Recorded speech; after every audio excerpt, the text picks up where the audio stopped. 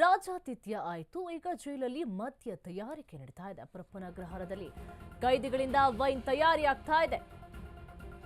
ರಾಜಾತಿಥ್ಯ ಆಯಿತು. ಈಗ ಜೈಲಲ್ಲಿ ಮದ್ಯ ತಯಾರಿಯನ್ನ ಮಾಡ್ತಾ ಇದ್ದಾರೆ. ಪರಪ್ಪನ ಅಗ್ರಹಾರದಲ್ಲಿ ಕೈದಿಗಳಿಂದ ವೈನ್ ತಯಾರಿ, ಎಣ್ಣೆ ತಯಾರು ಮಾಡಿಕೊಂಡು ಜೈಲಿನಲ್ಲಿ ಪಾರ್ಟಿಯನ್ನ ಮಾಡ್ತಾ ಇದ್ದಾರೆ. ಮದ್ಯವನ್ನು ತಯಾರಿಸಿ ಮಾರಾಟ ಮಾಡ್ತಾರಂತೆ ಈ ಕೈದಿಗಳು. ಜೈಲಿನಿಂದ ಕ್ಯಾಂಟೀನ್ಗೆ ಬರುವಂತ ಹಣ್ಣುಗಳಿಂದ ವೈನ್ ಅನ್ನ ತಯಾರಿ ಮಾಡ್ತಾರೆ. ಕೈದಿಗಳನ್ನ ನೋಡಲು ಬರುವವರು ಹಣ್ಣನ್ನು ತರ್ತಾರೆ. ಸೇಬು, ದ್ರಾಕ್ಷಿ, ಪೈನಾಪಲ್, ಜಜ್ಜಿ ಜೊತೆಗೆ ಈಸ್ಟ್ ಅನ್ನು ಕೂಡ ಮಿಕ್ಸ್ ಮಾಡಿ ವೈನ್ ಮಾಡ್ಕೊಂಡು ಕುಡಿದು ಡ್ಯಾನ್ಸ್ ಮಾಡ್ತಾರೆ. ಬಾಟಲಿಗಳಲ್ಲಿ ಜಜ್ಜಿದ ಹಣ್ಣುಗಳನ್ನ ಶೇಖರಣೆ ಮಾಡ್ತಾರೆ. ಆಲ್ಕೋಹಾಲ್ಗೆ ಪರಿವರ್ತನೆ ಬಳಿಕ ಬಾಟಲ್ ಓಪನ್ ಮಾಡ್ತಾರೆ. ಅದಕ್ಕೆ ಈಸ್ಟ್ ಕೂಡ ಬೆರೆಸ್ತಾರೆ. ಏನೇನು ಹಣ್ಣುಗಳನ್ನು ತರ್ತಾರೋ ಎಲ್ಲವನ್ನು ಕೂಡ ಜಜ್ತಾರೆ. ಅದಕ್ಕೆ ಸ್ವಲ್ಪ ಈಸ್ಟ್ ಅನ್ನ ಹಾಕ್ತಾರೆ. ಅದು ಆಲ್ಕೋಹಾಲ್ ಆಗಿ ಪರಿವರ್ತನೆ ಆದ ನಂತರ ಕುಡಿತಾರೆ.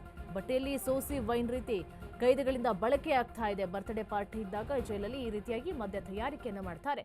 ಜೈಲ ಕ್ಯಾಂಟೀನಲ್ಲೂ ಕೂಡ ಫ್ರೂಟ್ಸ್ ಎಲ್ಲ ಸಿಗುತ್ತೆ. ಮತ್ತು ಆ ಕೈದಿಗಳನ್ನು ನೋಡೋಕ್ಕೆ ಬರುವಾಗಲೂ ಕೂಡ ಫ್ರೂಟ್ಸ್ಗಳನ್ನು ತಗೋಬರ್ತಾರಲ್ಲ, ಆಗ ಎಲ್ಲ ಫ್ರೂಟ್ಸನ್ನು ಕೂಡ ಶೇಖರಣೆ ಮಾಡಿಟ್ಕೊಳ್ತಾರೆ. ಸೇಬು, ದ್ರಾಕ್ಷಿ, ಪೈನಾಪಲ್ ಎಲ್ಲವನ್ನು ಕೂಡ ಮಿಕ್ಸ್ ಮಾಡಿ ಜಜ್ಜಿ ಅದಕ್ಕೆ ಸ್ವಲ್ಪ ಈಸ್ಟನ್ನು ಮಿಕ್ಸ್ ಮಾಡ್ತಾರೆ. ಜೈಲಲ್ಲಿರುವಂತಹ ಕೈದಿಗಳು ಮತ್ತು ಸಿಬ್ಬಂದಿ ಮಧ್ಯೆ ಡೀಲ್ ಕೂಡ ಆಗಿದೆಯಂತೆ. ಕಾರಾಗೃಹ ಸಿಬ್ಬಂದಿ ಜೊತೆ ಕೈದಿಗಳ ಹಣದ ವಹಿವಾಟು ಕೂಡ ನಡೀತಾ ಇದೆ. ಜೈಲಿನ ಸೆಲ್ನಲ್ಲಿಯೇ ಹಣ ಎಣಿಸ್ತಾ ಇದ್ದಾರೆ ಕೈದಿಗಳು. ನೋಟ್ಗಳನ್ನು ಎಣಿಸಿ ಜೈಲಿನ ಸಿಬ್ಬಂದಿಗೆ ನೀಡಿದ್ದಾರೆ. ನೋಡಿ, ಆ ಕೈದಿ ಪರಪ್ಪನ ಅಗ್ರಹಾರದಲ್ಲಿ ನಿಲ್ತಾನೆ ಇಲ್ಲ ಅಕ್ರಮ ಚಟುವಟಿಕೆಗಳು. ಇದರಲ್ಲಿ ಅಲ್ಲಿ ಅಧಿಕಾರಿಗಳು ಕೂಡ ಜೈಲಿನ ಸಿಬ್ಬಂದಿಗಳು ಕೂಡ ಸೇರ್ಕೊಂಡಿದ್ದಾರೆ. ಪರಪ್ಪನ ಅಗ್ರಹಾರದಲ್ಲಿ ಇದೊಂದೇ ಕೇಸಲ್ಲ, ಯಾವಾಗಲೂ ಕೂಡ ಈ ರೀತಿಯಾದಂಥ ಘಟನೆಗಳು ನಡೀತಾ ಇರುತ್ತೆ.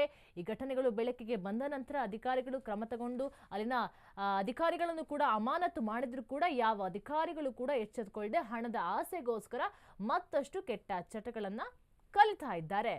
ಅವರಿಂದ ಹಣನೂ ಕೂಡ ತಗೊಳ್ತಾ ಇದ್ದಾರೆ. ನೀವು ದೃಶ್ಯಾವಳಿಯಲ್ಲಿ ಗಮನಿಸ್ತಾ ಇರಬಹುದು.